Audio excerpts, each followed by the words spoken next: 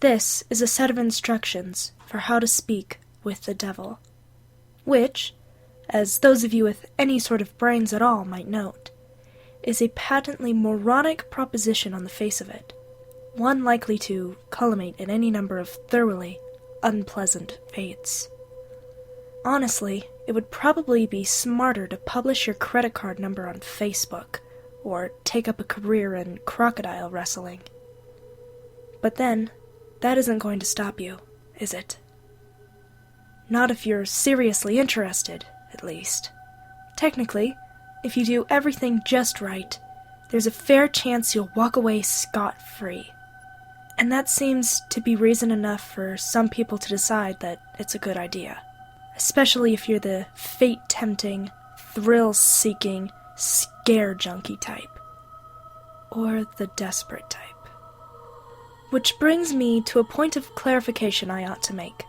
This is not a manual for making any kind of fautician bargain.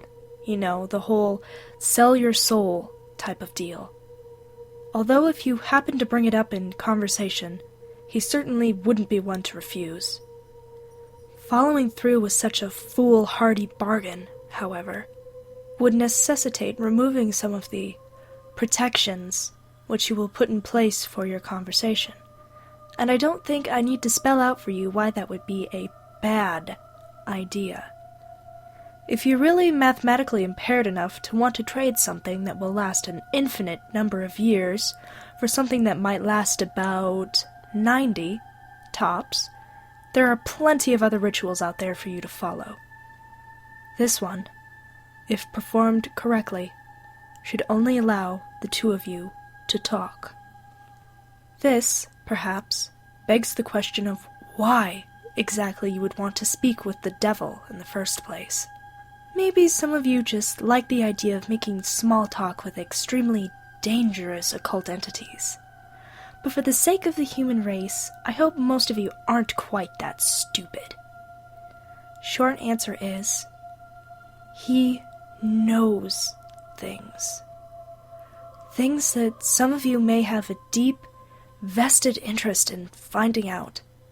I mean, he's not omniscient or anything, much as he might like to pretend otherwise.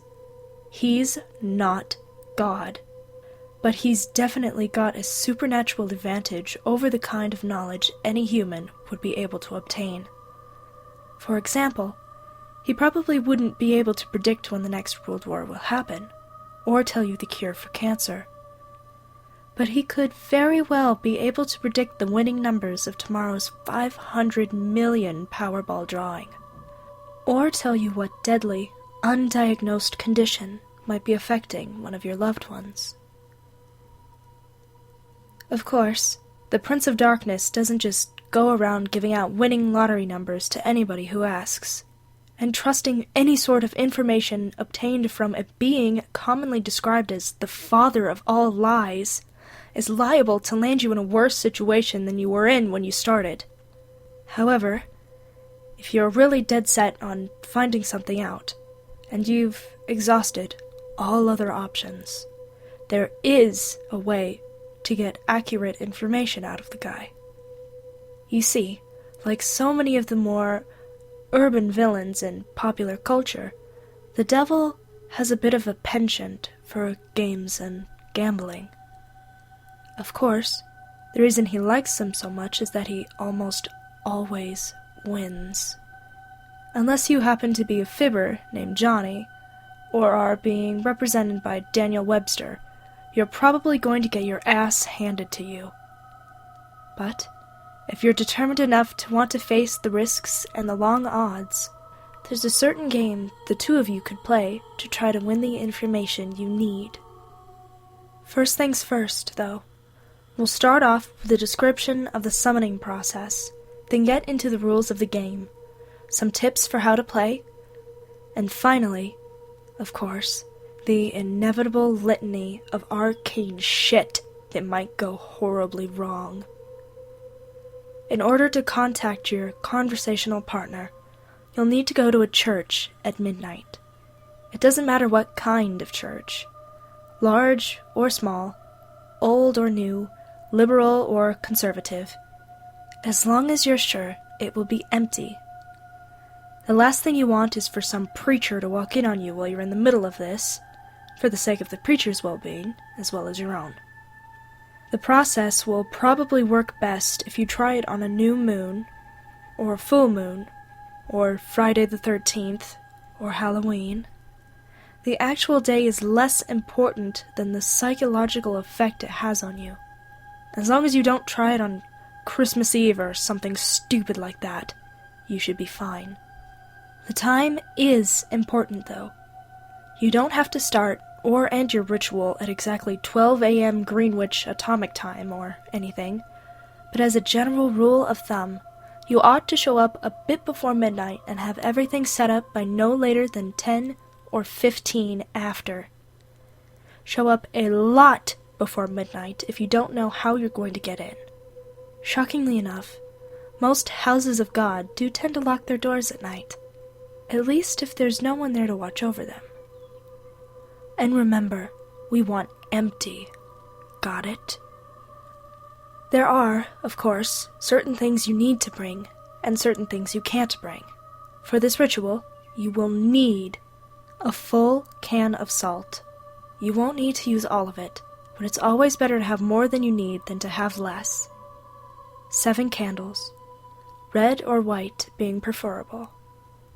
Something to light the candles with. You would be shocked how often people forget this.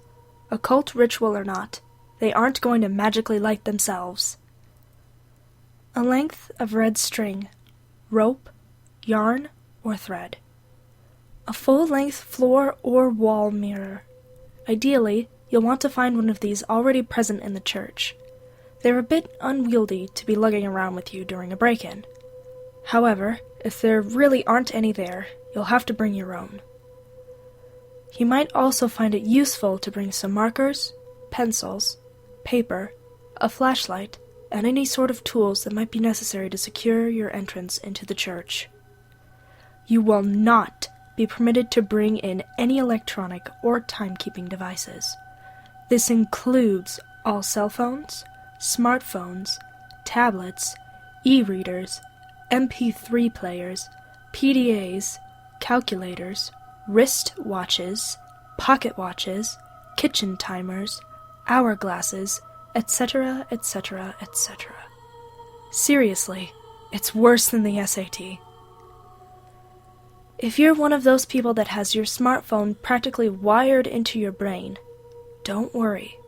You can bring those things with you to the church as long as you leave them outside the room in which you will be doing the ritual. If you brought a flashlight, helpful for finding your way around without attracting unwanted attention, leave that outside too. Also, don't bring in any sort of religious paraphernalia to protect you, especially if it pertains to the Abrahamic religions. And yes, if those gothy black cross earrings you're wearing are hanging right side up, they count. If you have any kind of holy symbols like that on you, the devil will simply refuse to show up. Don't worry, you're not going in totally unprotected. In fact, most of the supplies with you are not for any sort of devil summoning ritual, but for your own protection. Old superstitions and folk magic remedies to guard oneself from evil. From what I know of it, the effect's mostly based on the power of belief, so there are probably numerous other objects, artifacts, and procedures that would work just as well. If you'd like to risk being left helpless at the mercy of the devil in order to test that theory, feel free to experiment. However, for anyone without a psychotic death wish, I'd recommend sticking to the ritual as follows. Once you're sure you have all the right supplies with you, make your way into the church and find some place to set up. It can be anywhere from the main sanctuary where services are held, to a Sunday room classroom, to a walk-in supply closet. As long as you have a sufficient amount of open floor space and are certain not to be disturbed. Set up your mirror first. This is where the devil will appear when you summon him. As such, you mustn't complete the summoning until you've laid down certain wards against it. First, surround the mirror with an unbroken circle of salt. If the mirror is hanging on a wall or door, lay down a semicircle around it instead, making sure that the salt touches the wall at both ends. Then, wrap your red string around the mirror several times. The color red, especially red string, is symbolic of protection in the folklore of many cultures and religions. This is also why red candles are a good idea. Speaking of the candles, set them up around the outside of your circle, or semicircle, of salt, spaced at relatively even intervals. No, you do not have to get out measuring tape and make it exactly perfect, but do at least try to make it look as though it was set up by someone old enough to be trusted with matches. Light the candles in a clockwise fashion, being careful not to disturb the salt. If you break the circle, you'll have to start all over again. Once all of the candles are lit and burning strongly, your protective wards are complete. You are now ready to proceed to the actual summoning. To do so, you must first get the devil's attention and demonstrate your resolve by performing some sort of sacrilegious act in the holy space. Turning a crucifix or cross upside down is fairly conventional, but it's not the only option. For example, I know of a kid who once fulfilled this requirement by scribbling obnoxious graffiti all over a painting of Jesus hanging in his Sunday school classroom. The nice thing about turning a cross upside down is that once you've finished your encounter, assuming you've survived it in one piece, you can just flip it right side up again and no one's the wiser.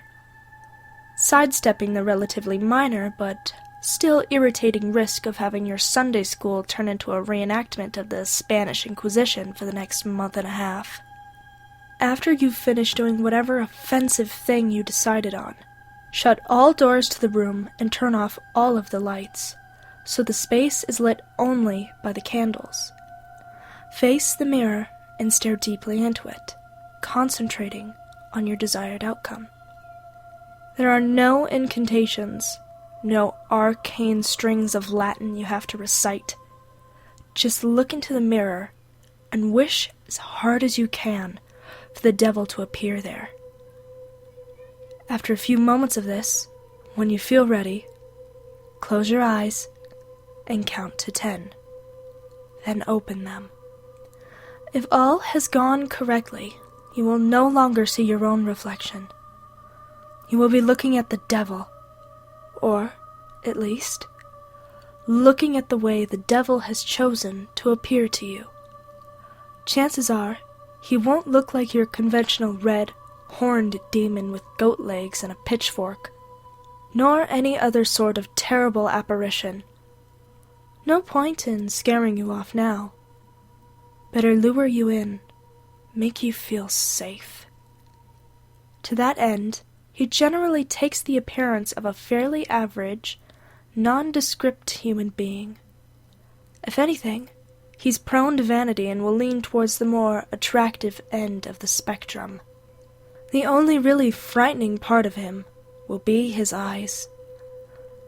No matter how hard he tries, he can't hide the sinister gleam smoldering deep within them, the malevolent amusement and hunger, like the eyes of a spider contemplating a fly struggling in its web.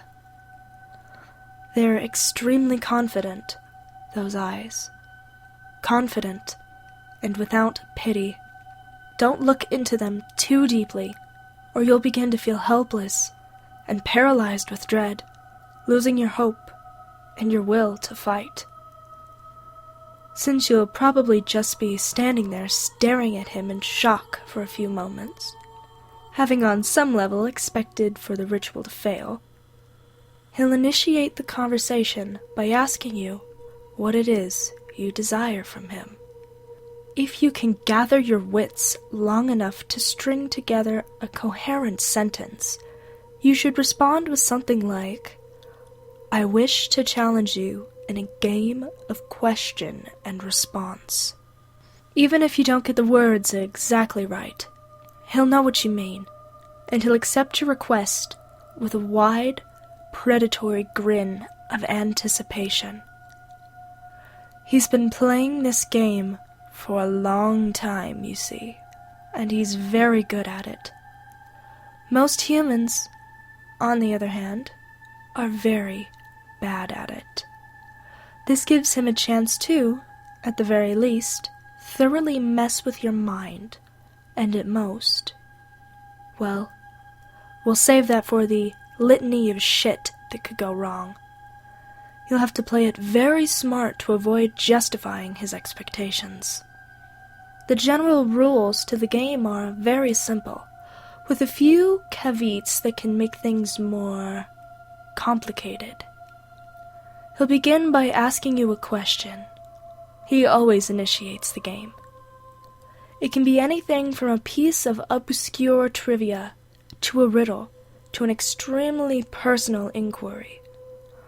Don't worry, you won't be immediately plunged into hell if you get the wrong answer or anything like that. As a matter of fact, he won't even tell you whether you got the answer right or wrong. After you've answered his question, you get to ask him one in return. Now, here's where the consequences of your response come in. If you answered his last question correctly, he will respond to your question as honestly and accurately as he is able. However, if you answered it incorrectly, he's free to lie to you as he sees fit. Perhaps if you've asked him something you're better off not knowing, he'll tell you the truth about it anyway. More likely, he'll feed you the most insidious, damaging lie he can come up with. Either way, after he's responded, he'll ask you another question, and the process will repeat over and over again until you decide to call it quits. Now, you may be sitting there thinking that it sounds fairly easy to get the information you need. All you have to do is wait for a question you can answer correctly, and then take that opportunity to ask him what you really want to know, ignoring everything else he said. Well, it's not that simple. The devil will never give you an easy question, one that you can be completely sure of the answer to.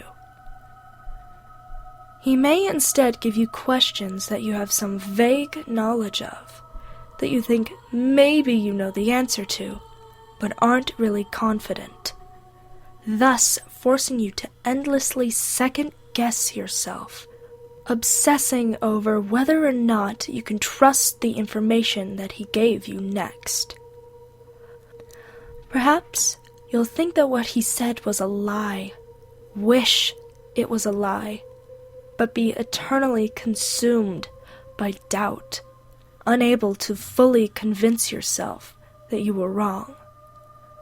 Or perhaps you'll have to make a huge choice based on the information that he gave you, and be tormented by fear and indecisiveness as you realize that your fate, and perhaps that of others as well, rests entirely upon whether or not you were able to correctly recall some arcane piece of trivia that you don't even remember now. You'll never remember the exact questions the devil asked you, by the way. That would make it too easy for you to go back and check on your responses. Or maybe, instead of testing your knowledge, he'll ask you something personal, something you even lie to yourself about. You'll answer back to him, thinking you've got the question correct. No, I don't resent my sister. Yes, I would turn the money into the police. But he'll know better. He'll know better than you do that you're lying, and he'll lie to you in return. And you'll believe him. You'll believe him until you are no longer able to deceive yourself, and by then, it might be too late. Maybe he won't even give you a chance to get an accurate response at all.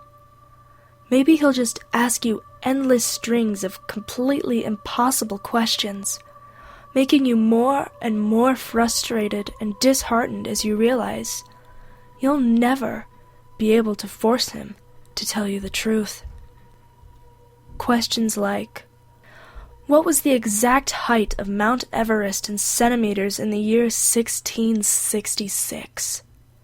Or, what is the airspeed velocity of an unladen swallow? Although, knowing his sense of humor, if he ever asks the latter, he might consider African or European a correct response. There are a couple of ways to short-circuit this particular strategy, however.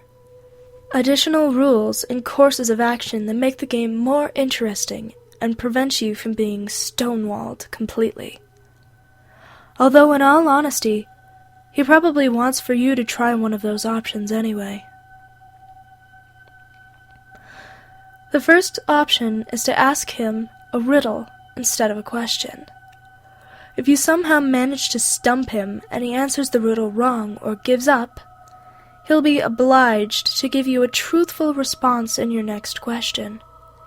If he answers the riddle correctly, once again, don't worry, he won't pounce on you like a sphinx or drag you into hell. What will happen is that he will get a pass, allowing him to lie in response to one question he would otherwise be obligated to answer truthfully. Honestly, if he gets a pass, you might as well just give up and quit the game right there. It's nearly impossible to determine when he's telling you the truth under the best of conditions.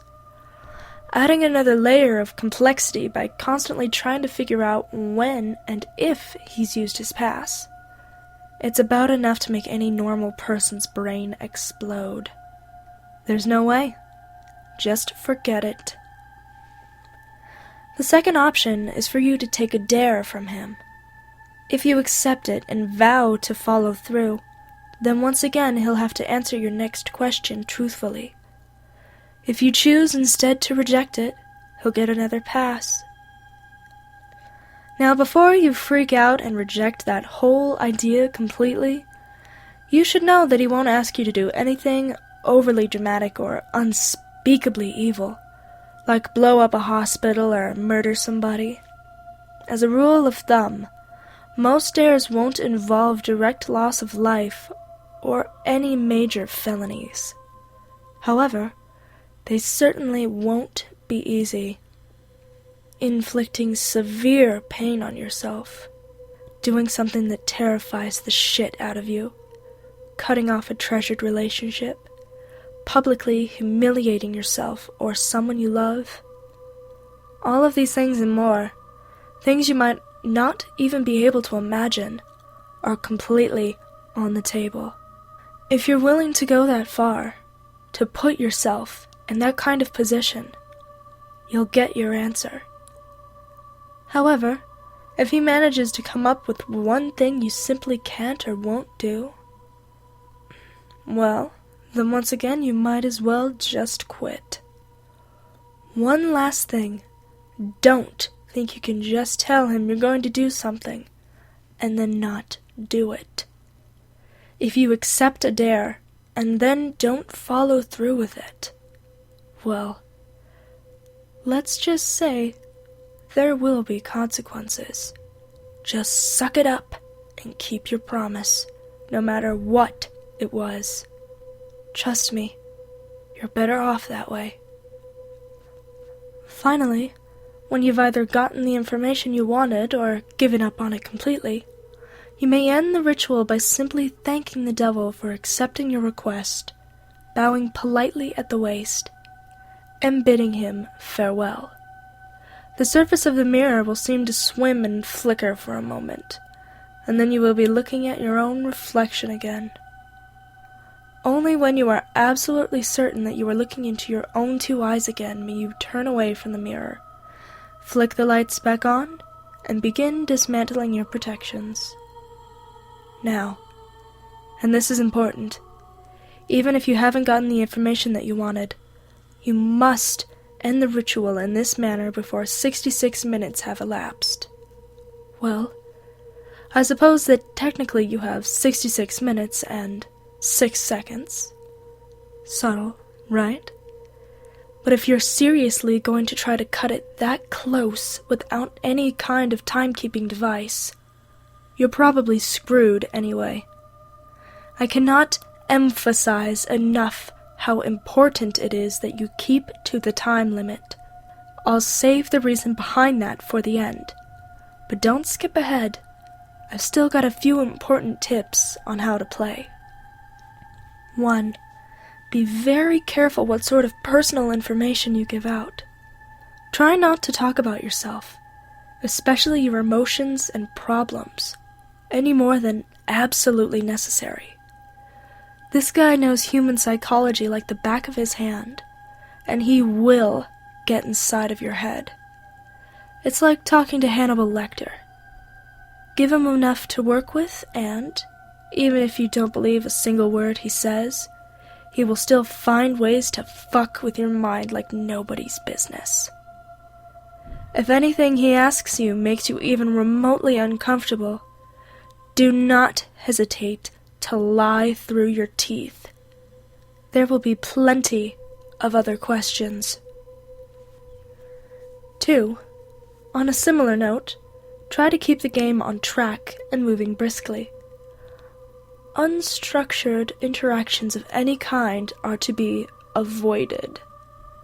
Chances are that at some point he will try to draw you off on a tangent, discussing something that fascinates you, analyzing a response that you've given him, or finding some other excuse to speak at length without moving the game forward. This is not only a waste of valuable time, but also another excellent opportunity to mess with your mind. If you choose to give him a riddle, use one you've made up yourself. If your riddle has ever been written down anywhere at all, from the pages of The Hobbit to some long-lost tome of ancient magic, he will already know the answer. That said, it still has to be a legitimate riddle, with an answer that makes logical sense from some angle. You can't just ask something like, "What's green? Has 10 legs and hops," then claim for some inexplicable reason that the answer was marshmallows. Nor can you ask him a straight question like, "What have I got in my pocket?" He probably knows that, anyway. There are no hard and fast rules to determine whether a riddle makes sense or not. But you're a reasonable human being. Your ancestors ate from the tree of knowledge. Please, for the love of crap, use common sense. 4. If you choose to take a dare, there is a slight chance that the devil will ask you to do something seemingly easy. Deliver a letter, for instance, or scribble a 10-digit number in a public bathroom stall. If he does ask you for something like this, and you have even a shred of common decency in you, do not accept. Chances are that he's using you to further some sinister plot, one liable to ruin a lot of lives and harm a lot of people. Who knows? Maybe you're the type of person who really doesn't mind throwing an unknown number of total strangers under a bus to find out what you want to know. But at least be aware that that is what you're doing. 5. Last, but not least, be very aware of the time. It might be helpful to do some practicing beforehand and get a feel for how long an hour is without a watch. The devil will probably put off discussing the things you're most keen to find out for as long as he can. And as you near the 66-minute deadline, he'll start trying harder and harder to distract you, captivate you, and otherwise keep you playing until it's too late. He'll string you along, feed you little glimmers of false hope, keep you thinking, Just a few more minutes. I'm almost there. Don't fall for it. Don't go over the time limit, no matter what. Now, you might be thinking that this game really doesn't sound all that dangerous so far. Threats of psychological damage rarely seem to carry the same weight as threats of physical damage, even though their costs are often just as great. Hate to burst your bubble, but the game is far from safe. There are plenty of ways for you to seriously screw yourself over, both physically and mentally, not to mention spiritually. And it is with these that I will conclude, in the vain hope that they may make some sort of impression. First, while you are speaking with the devil, do not let him out of your sight. Keep staring into the mirror no matter what happens. He will undoubtedly try various tricks to make you look away. You will hear noises behind you, feel eyes on the back of your neck, see shadowy phantoms writhing in the depths of the mirror. A cold breath will blow upon you from behind, smelling like the crypt. A deep silence will settle, only to be interrupted by a loud smack directly behind your head, giving you about the worst jump scare you've ever had. Hell, the devil may even abandon a measure of his own dignified facade and give a sudden jump of feigned shock, shouting loudly and pointing behind you with a very convincing look of terror on his face. Whatever he might test you with, you must not look away from him. If you look away, if you lose sight of him completely, even for 1 second, you will look back at the mirror to find him gone. Well, not gone. Out of the mirror. In the room. With you. Exactly how much of your body the police will find the next morning, and what state it's in, will depend entirely on the sort of mood he's in. The same thing goes if you break any of the protections you laid down before beginning the ritual. Interrupting the circle of salt, letting the red string unwind, knocking over a candle, or letting one go out. Any of these things will free him from the mirror. And then, well, you're all a bunch of creative horror junkies. I'm sure you can fill in the blanks. On a different topic, you may reach a point in the game, probably after a long series of maddeningly impossible questions, where the devil asks you the deceptively simple question, "What is your full name?" You must not give it to him. Names can be things of great power. Although the devil will, of course, already know your name, telling it to him yourself is akin to inviting a vampire into your home. Your name is deeply synonymous with your own inner self. Thus, giving him your name is powerfully symbolic of giving him yourself. If you are foolish enough to make this mistake, all of your protections will be for naught, and he will seize upon your unwitting offer with malicious glee, stealing away your soul and dragging it back with him into hell. At least this way the police will find a complete, identifiable body. As a matter of fact, your vacant shell will be completely unblemished, seemingly having dropped dead of sheer terror. Last, but certainly not least, there's the matter of what happens if you go over the time limit. This is arguably the worst thing you can do. You won't think so at first. The devil will give you no indication that you have in fact exceeded the time limit, and you will conclude the ritual as if nothing had gone wrong. Perhaps, as the devil's image in the mirror trembles and gives way, you'll see a particularly nasty, triumphant smirk flash across his face, but this will be easily dismissed as your imagination. You'll turn the lights back on, gather your belongings, and go to leave the room. But when you open the door, you'll see nothing. That's right, nothing. Just a flat, white void extending infinitely in all directions. Only the room which was reflected in the mirror will now exist. Incidentally, if you turn back around and face the mirror again, you may catch a last glimpse of your own reflection.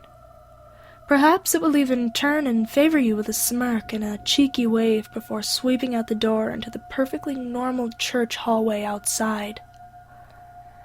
As you may have already figured out, you yourself are no longer in the church. Your soul is now trapped in the mirror, and the devil has taken the liberty of possessing your body, now that you are no longer using it. Pound on the glass and scream all you like. You'll never get out on your own, and no exorcist can help you. But don't worry, it's not like you're in hell, right? At least, not necessarily. What you have to understand, see, is that a human soul, stripped bare of its flesh, is a deeply volatile and vulnerable thing, especially when trapped in the land of the living. You are now an entity of purely mental properties, and as such, the barriers between what is real to you and what is imaginary have been completely dissolved. As you fill that reflected room with your anger, your sorrow, your fear at being trapped, these emotions will begin to coalesce, given form by your mind. If you're not particularly imaginative, these creatures may not be too terrible, may not be able to inflict too much horror and pain. With time, you may even be able to teach yourself to get rid of them. If, however, yours is a mind haunted by emotions, a mind that is vibrantly creative and imaginative and more than usually twisted, well, there's no telling what horrors might come crawling their way out of the maelstrom, tasting sweet release from the confines of your subconscious, hungering for your terror and suffering. They will refuse to be banished, dragging you kicking and screaming into an endless positive feedback loop of pain and fear. Needless to say, if you're a regular patron of websites like this one, you're probably pretty well fucked. There's only one way to find release from the mirror and the world that you've created therein. They say that if you call to the devil once more and ask him to free you from the mirror, he will be willing to take you out. For the usual fee, of course. Who knows? Maybe if your imagination is twisted and powerful enough to create a personal hell that leaves you begging for the real thing, those talents might be put into good use. There are over 7 billion people in the world, after all. Even the devil himself can't be messing with all of their minds at once. Talented help is always appreciated.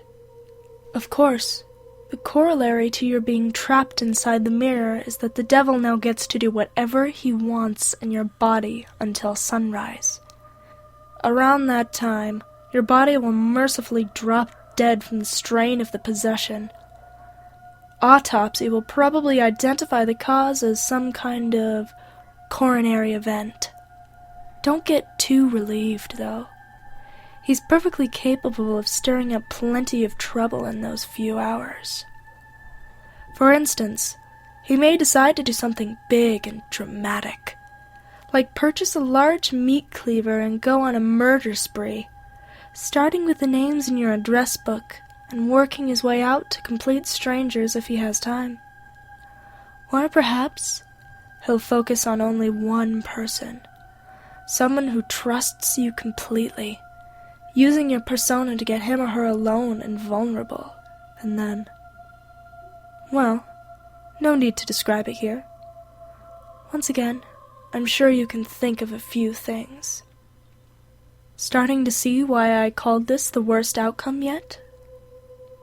Of course, there's also a chance that he won't lay a finger on any of your loved ones, instead deciding to do something a little more subtle, more insidious, like drop off a few nondescript, unmarked packages on certain doorsteps in the dangerous parts of town, or locate a particular dusty, age-yellowed text in the storeroom of your local library and intentionally misfile it in the young adult literature section, or whisper 7 very choice words into the ear of the distracted-looking young redhead waiting for the 3 a.m. subway train. Or maybe he'll decide that, in this age of waning superstition, not enough people are getting interested in his games, and the knowledge of them is in danger of being lost. Maybe he'll decide he needs to get the word out a bit more, do a bit of networking, attract some new suckers, challengers. Maybe he'll take a quick peek at your browser history, see where the impressionable, curious minds are hanging out these days. Maybe he'll even write a quick tutorial, in modern parlance rather than some inscrutable, obsolete, demonological text. Post it on the internet and see how many bites he gets. Maybe I really shouldn't have gone there. But if you've made it this far without shying, a little twist at the end isn't going to put you off, is it, dear reader? I'm sure there are plenty of intrepid adventurers among you with burning questions you'd like answered. And you're all a smart bunch. You know the pitfalls. You know the conventions. You live and breathe this sort of thing, do you not?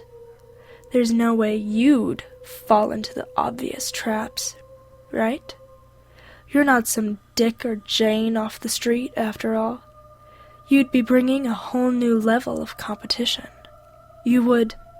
Oh, excuse me just a moment. I think I hear someone calling for me. What?